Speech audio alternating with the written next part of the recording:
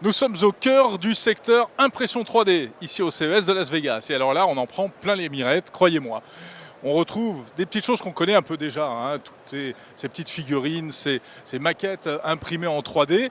Mais on voit que, ça s'améliore tout ça. D'abord parce que les plastiques deviennent moins rugueux, mieux finis. On gagne énormément en finition, en précision, visiblement. Et on peut arriver à des choses totalement incroyables, comme regardez par exemple ici, Las Vegas, imprimé en 3D. Tiens, où est mon hôtel?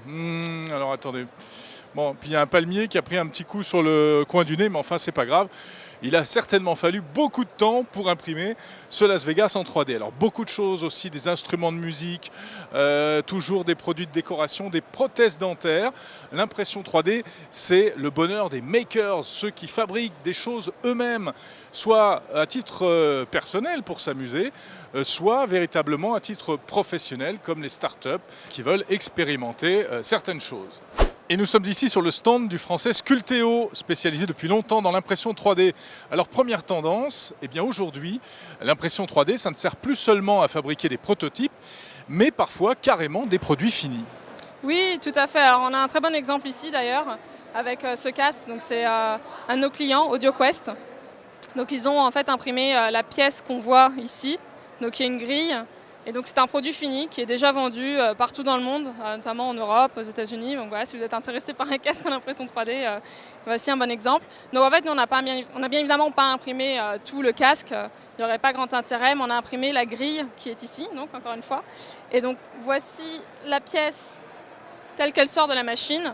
Et elle est ensuite finie et assemblée avec le reste du casque. Cette pièce a une structure particulière en nid d'abeille qui ne peut pas être fabriquée en utilisant un autre process. Donc on ne peut pas faire de l'injection plastique pour une pièce telle que celle-ci. Donc l'impression 3D est vraiment la seule solution. Et autre nouveauté en matière d'impression 3D, c'est la possibilité désormais d'imprimer, de fabriquer des objets en plastique souple. Regardez ça, qu'est-ce que c'est que ça à votre avis? Alors ça c'est un cœur imprimé en 3D, donc il est vraiment issu d'un vrai scan, d'un vrai cœur humain. Et ce qui est intéressant, c'est qu'on peut vraiment voir toute la souplesse dans la pièce.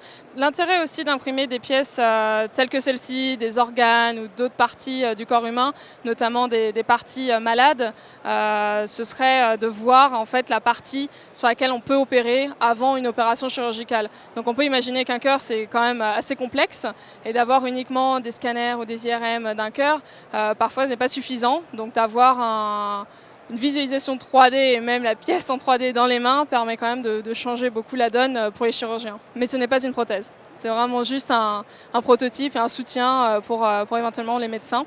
Alors ça, c'est vraiment juste une seule des applications de l'impression 3D, notamment de l'impression 3D en plastique souple. On peut penser à d'autres applications, notamment la jupe de ma collègue derrière, ou encore mon gilet, qui est aussi en impression 3D. Alors aujourd'hui, cette matière est déjà disponible sur le site, donc c'est ouvert à tout le monde, les particuliers comme les professionnels. Donc voilà, imprimé en plastique souple.